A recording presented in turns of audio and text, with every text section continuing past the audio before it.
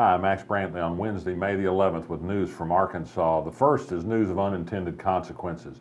Johnny Key, the state education commissioner, a Republican who had no experience in education before he got the job, has been working hard to implement the school reform so-called agenda the Walton Family Foundation as education commissioner, school choice, charter schools, that sort of thing. Well, one thing they believe in is having school elections on the same day as general elections. They think that you should have more people vote at school elections. What they really think is when more people vote, they'll defeat tax increases, and that's what they're really about.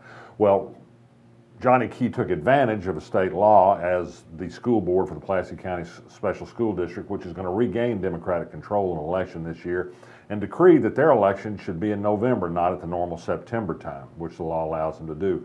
Unfortunately, it's created a hellacious mess for the Pulaski County Election Commission. There are all kinds of state laws about differing lengths of voting periods for school versus general elections, about polling places, about separating the school ballot from other ballot. It's going to be a monumental headache. They didn't stop to think about this before just plunging ahead with another school agenda item. That's what happens when you act first and think later.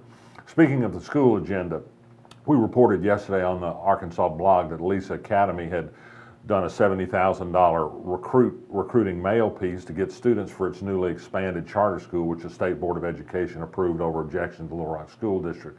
You may remember that Lisa and East End say that there's just a huge wellspring of poor, neglected minority children who need the better charter school education, and that's why they need more seats to deal with their waiting lists and that sort of thing. Well, guess what?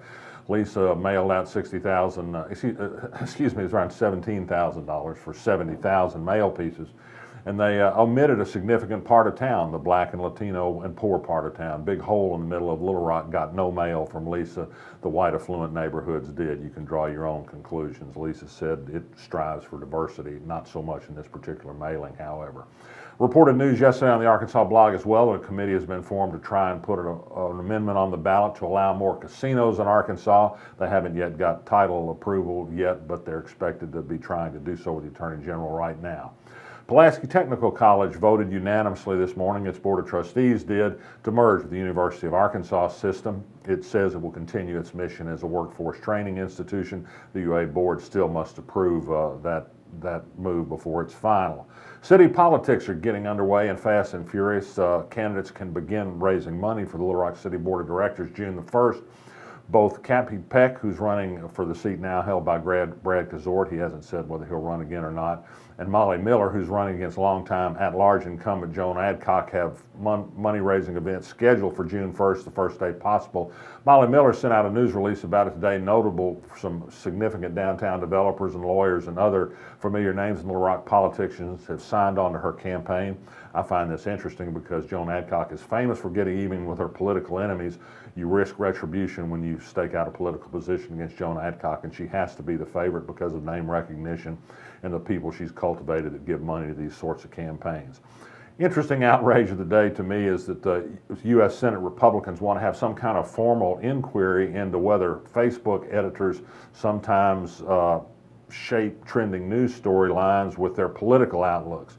Don't know if that's a good idea if Facebook does or doesn't do it. Don't know if they do it or not. I do know the government has no business getting into the idea of how you edit news media and social media. And don't expect the U.S. Senate to investigate anything about how Fox News chooses what story it runs and emphasizes on its network, you think? There's still plans for a highway special session next week beginning May the 19th. Not much need for one. Governor Asa Hutchinson put out a message yesterday that this will be a session to build highways without raising taxes. That's, as I've said before, voodoo economics. If they build highways without raising taxes, they're going to steal money from somebody else, and somebody's going to pay for it out of their hide, if not necessarily out of their pocketbook.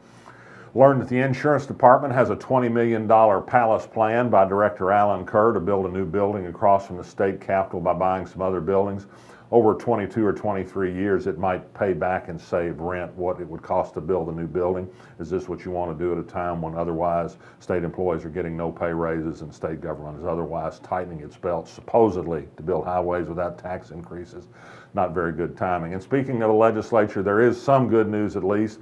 There's on the schedule for next week on the opening day of the session a pig picking by a big lobbyist firm at the Junction Bridge, and legislators are going to come out and eat and drink, and this will be called a planned activity and thus a loophole in the state ethics amendment that supposedly outlawed free eats and drinks for legislators. Where there's a will or there's a lobbyist, there's a free meal. That's tomorrow in Arkansas Today. I'm Max Brantley. I'll be back tomorrow. You feel it in your heart, the spirit of Little Rock. We've had that spirit since 1927, helping build our city by producing decades of leaders in the heart of our state. We are the heart of business and innovation, the heart of politics and government, the heart of arts and culture, and in our city beats the heart of a Trojan. UALR, we are Little Rock's team and Little Rock's University.